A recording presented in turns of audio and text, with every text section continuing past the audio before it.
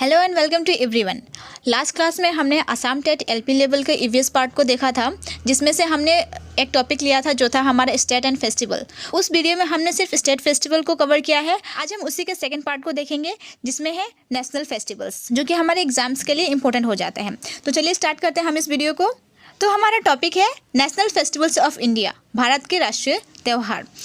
हमारे इंडिया में mainly 3 national festivals observe किए जाते हैं, जो कि है first of all Republic Day, Independence Day and Gandhi Jayanti. इन तीनों फेस्टिवल को हमारे इंडिया में as a national festival observe किया जाता है और इन 3 डेट पे नेशनल हॉलिडे भी गवर्नमेंट के द्वारा दिया जाता है। अभी हम यहाँ एक एक फेस्टिवल्स को फुल एक्सप्लेनेशन के साथ देखेंगे। तो चलिए देखते हैं हम हमारा फर्स्ट फेस्टिवल, जो कि है रिपब्लिक डे। हिंदी में इसको बोलते हैं गणतंत्र दिवस।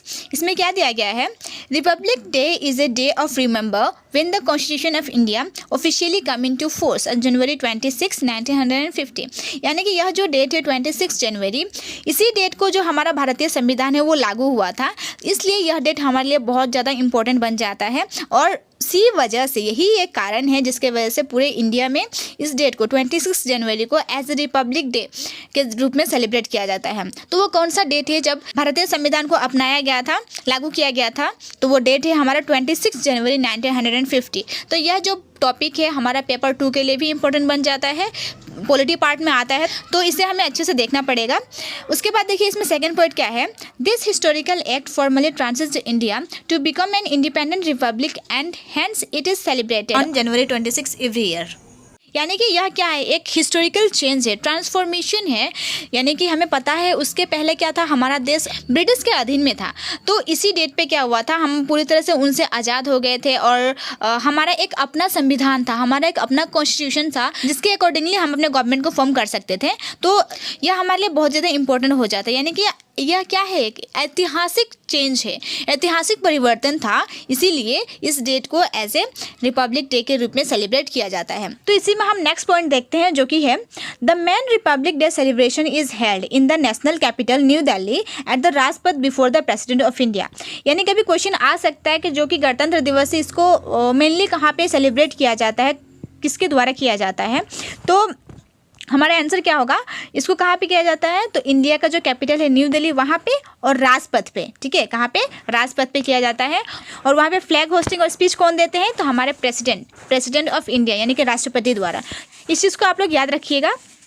कहाँ पे होता है? न्यू दिल्ली में, राजपथ के सामने, और प्रेसिडेंट ऑफ इंडिया के द्वारा होता है। इसी में नेक्स्ट पॉइंट देखिए, on this day ceremonious parades take place at the Rajpath which are performed as a tribute to India, its unity in diversity and rich cultural heritage. यानी कि उस दिन क्या होता है कि हमारे राजपथ पे इंडिया के जो भी कल्चर है, हेरिटेज है, उस चीज़ को शो करने के लिए, दिखाने के लिए बहुत सारे पैरेड होते हैं और साथ ही साथ बहुत सारे कल्चरल वहाँ पे रैली जाती है, जो कि क्या दिखाता है? Unity in diversity. भारत में अनेकता होने के बाद भी एकता को वहाँ पे प्रदर्शन करता है। ठीक है, तो ये रहा हमारा रिपब्लिक डे। उसके बाद नेक्स्ट देखते हैं फेस्टिवल हमारा नंबर 2, जो कि है इंडिपेंडेंस डे। हिंदी में इसको बोलते हैं स्वतंत्रता दिवस। इसके बारे में कुछ पॉइंट्स देख लेते हैं। Number 1 point, our country gain freedom from British rule on August 15, 1947। This day holds a special place in the heart of the every Indian. That means क्या हुआ कि इसी डेट को, जो डेट है कौन सा, 15 अगस्त 1947 को, उस टाइम पे क्या हुआ, हम इंडियंस ब्रिटिश रूल से आज़ाद हुए थे, हमने अपनी आज़ादी को हासिल किया था। यह डेट भारतवासियों के लिए बहुत ज़्यादा इंपॉर्टेंट है, उनके लिए एक इमोशनल अटैचमेंट बन गया है, क्योंकि बहुत वर्षों की गुलामी के बाद इस डेट पे फाइनली वो लोग क्या हुए थे, आज़ाद हुए थे, जिसकी वजह से यह बहुत ही इंपॉर्टेंट उनके लिए हो जाता है, बहुत ज़्यादा इसके साथ उनका अटैचमेंट हो जाता है। सेकेंड पॉइंट देखिए, on this day, India's tricolor flag is hosted at the Red Fort in India. The Prime Minister addresses the nation and a military parade is held that is broadcast all over the country. It means यह जो festival है यानी कि independence day, इसको कहाँ पे celebrate किया जाता है? तो red fort in India, Delhi का जो लाल किला है उसके सामने क्या होता है? भारत के प्रधानमंत्री, प्राइम मिनिस्टर भारतीय झंडा को यानी कि तिरंगा को क्या करते हैं? वो फहराते हैं। उसके साथ ही मिलिट्री पैरेड होता है, जो पूरे इंडिया में ब्रॉडकास्ट किया जाता है, सभी को दिखाया जाता है, वहाँ संचालित किया जाता है through the TV, radio, media etcetera. तो ये था हमारा सेकंड फेस्टिवल, जो हमारे लिए बहुत इंपॉर्टेंट बन जाता है। तो उसके बाद देखते हैं थर्ड फेस्टिवल, जो कि है गांधी जयंती। ठीक है, इसमें से कुछ देख लेते हैं points. Gandhi Jayanti is a event celebrated in India to mark the birth of the Mahatma Gandhi. तो यह जो फेस्टिवल इसको कब सेलिब्रेट किया जाता है, तो 2 अक्टूबर। और क्यों मनाया जाता है, तो महात्मा गांधी के जन्मदिन पे। हमने यहाँ पे देख लिया, it is celebrated annually on 2 October and it is one of the 3 national festival of India. मैंने पहले ही आपको बता दिया था, इंडिया में हमारा 3 नेशनल फेस्टिवल है, जिसमें से यह एक बहुत ज़्यादा इंपॉर्टेंट है, गांधी जयंती। और इसको कब मनाया जाता है, हर साल 2 अक्टूबर को मनाया जाता है। और इसके साथ ही एक बहुत ही इंपॉर्टेंट फैक्ट है जो कि मैं यहाँ पे रख रही हूँ, देखिए 3rd पॉइंट में, the UN general assembly announced on 15 June 2007 that it adopted a resolution which declared that 2 October will be celebrated as the International Day of Non-Violence। और एक बहुत ज़्यादा इंपॉर्टेंट हमारे लिए हो जाता है, क्योंकि 15 जून 2007 में क्या हुआ था, जो UN जनरल असेंबली है वहाँ से उन्होंने अनाउंस किया था ऐसा चीज़ कि यह जो डेट है 2 अक्टूबर, उसको हम एक और तरीके से ऑब्जर्व करेंगे, एक और तरीके से सेलिब्रेट करेंगे। और किस रूप से उसको सेलिब्रेट करेंगे, तो international day of non violence, ठीक है, अंतर्राष्ट्रीय अहिंसा दिवस।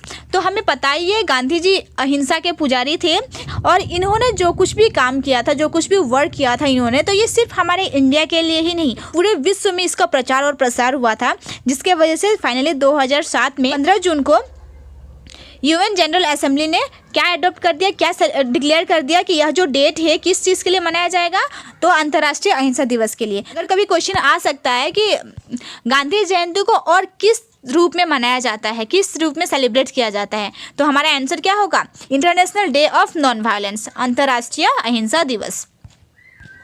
तो ये था हमारा 3 most important national festival of India. इसके साथ ही कुछ और नेशनल फेस्टिवल्स हैं, इनको भी नेशनल फेस्टिवल की कैटेगरी में रखा जाता है। तो देखते हैं हम some other national festivals of India, Bharat के कुछ अन्य राष्ट्रीय त्यौहार, जिसमें से फर्स्ट है दिवाली, इसको हिंदी में बोलते हैं दीपावली। तो इसमें देखते हैं क्या चीज़ है, इसको कब और क्यों सेलिब्रेट किया जाता है।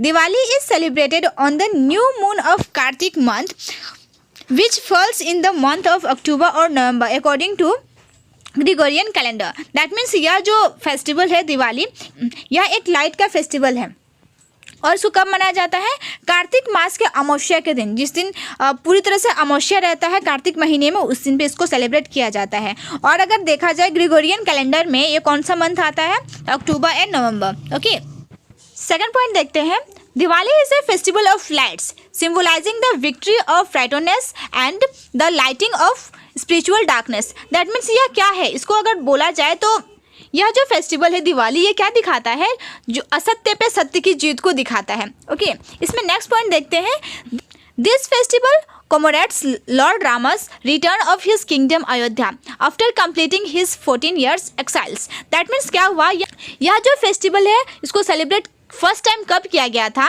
जब हमारे भगवान राम क्या किए थे, अपने 14 साल के वनवास को काट कर वापस अपने राज्य में आए थे, अपने अयोध्या में आए थे। तब वहाँ के लोगों ने खुशी के साथ, उत्साह के साथ अपने राजा, फेवरेट जो राजा थे, उनका स्वागत करते हुए उन्होंने पूरे अयोध्या नगरी में उन्होंने क्या किया था, लाइट को जला दिया। इसी वजह से हम क्या करते हैं, उस दिन को एज ए दिवाली सेलिब्रेट करते हैं। ओके, तो ये था हमारा दिवाली। इसमें हम नेक्स्ट फेस्टिवल्स को देखते हैं, जो कि है नंबर 2 होली। ठीक है, अब होली क्या है, इसमें देखते हैं क्या है। The festival of Holi mark the triumph of good over evil and is celebrated for 2 days। यह जो फेस्टिवल है वो भी अच्छाई को ही दिखाता है, हमारे अंदर सत्यता और प्यार को दर्शाता है, और इसको 2 दिन सेलिब्रेट किया जाता है, जिसमें क्या होता है, the evening before Holi is known as Holika Dahan और Chhoti Holi, during which people light a bonfire to signify the burning of the demon Holika. यानी कि इसमें क्या होता है, होली के एक दिन पहले शाम को क्या, किस नाम से जाना जाता है, होलिका दहन या फिर छोटी होली के नाम से। इसमें क्या होता है, लोग एक आग जलाते हैं।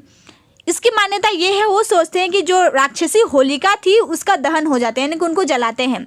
उनका मानना ये है कि इस पे बुराई पे अच्छाई की जीत होती है। ठीक है, अब इसमें नेक्स्ट पॉइंट देखते हैं, जो कि है Holi is celebrated in spring and this festival is celebrated on the full moon day of Fagun month according to the Hindu calendar। That means इस फेस्टिवल को कब मनाया जाता है, तो बसंत ऋतु में यानी कि फागुन महीने में मनाया जाता है। और वो दिन कौन सा होता है जिस दिन को होली मनाते हैं, तो फुल मून नाइट होता है, दैट मीन्स पूर्णिमा का दिन होता है। तो ये था हमारा एक और नेशनल फेस्टिवल होली। उसके बाद हम देखते हैं हमारा नेक्स्ट फेस्टिवल जो कि है ईद उल फितर। इसमें क्या है देखिए, Eid ul Fitr signifies the end of fasting from dawn to dusk throughout Ramzan and opening of the Shawwal months. यह फेस्टिवल क्या बताता है कि रमजान का महीना जो कि एक महीने का फास्टिंग होता है उसके बाद का दिन को यानी कि यह उसके समाप्ति को दर्शाता है, और शावल मंथ की शुरुआत को यह दर्शाता है। कौन सा फेस्टिवल? ईद उल फितर। इसमें नेक्स्ट पॉइंट है, Eid ul Fitr is also observe to pay tribute to Allah for bestowing strength and courage during the month long fasting customs। That means इसमें वो लोग क्या करते हैं, अल्लाह को वो लोग थैंक्स बोलते हैं, उनको एक ट्रिब्यूट पे करते हैं कि अल्लाह आपने हमें क्या किया, इतनी ताकत दी, इतनी शक्ति दी जिससे हम इतने लंबे समय का जो हमारा फास्ट था उसको हम कंप्लीट कर पाएँ। तो ये था हमारा third festival Eid ul Fitr.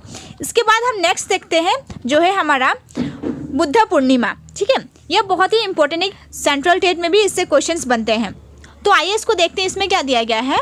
Buddha Purnima is celebrated every year on the full moon day of the Hindu month of Baisakh to celebrate the birth anniversary of Lord Buddha the founder of Buddhism. यानी कि यह जो फेस्टिवल इसको कब मनाया जाता है, तो बैसाख महीने के पूर्णिमा के दिन को मनाया जाता है। और ये क्या बताता है, जो हमारे भगवान बुद्ध थे उनके जन्मदिन को बताता है। और वो कौन थे? फाउंडर थे। किस चीज़ के? बुद्धिज्म को वो फाउंडर थे। ओके, उसके बाद देखते हैं नेक्स्ट फेस्टिवल जो कि आज का हमारा लास्ट टॉपिक है, जो है रक्षाबंधन। इसमें क्या है इंपॉर्टेंट पॉइंट्स उसको देख लेते हैं। Rakshabandhan is celebrated every year on the full moon day of Shravan month. यानी कि रक्षाबंधन को कब सेलिब्रेट किया जाता है, तो श्रावण मास की पूर्णिमा के दिन को मनाया जाता है। इसमें नेक्स्ट पॉइंट देखते हैं, every year sisters ties rakhi on her brothers wrist according to the rituals and asks for a promise to protect her. यानी कि क्या होता है, इस दिन पे हर बहन अपने भाई की कलाई पे पूरे नीति नियम के साथ राखी बांधती है और उनसे एक प्रॉमिस लेती है कि लाइफ टाइम्स उनके ब्रदर्स उनको क्या करेंगे, प्रोटेक्ट करेंगे, हर एक सिचुएशन में उनका साथ देंगे। तो एक तरफ से देखा जाए तो यह जो फेस्टिवल है एक प्रॉमिस होता है between brothers and sisters. Okay, तो ये रहा आज का हमारा वीडियो। होप आप सभी को समझ में आया होगा। Okay, thank you.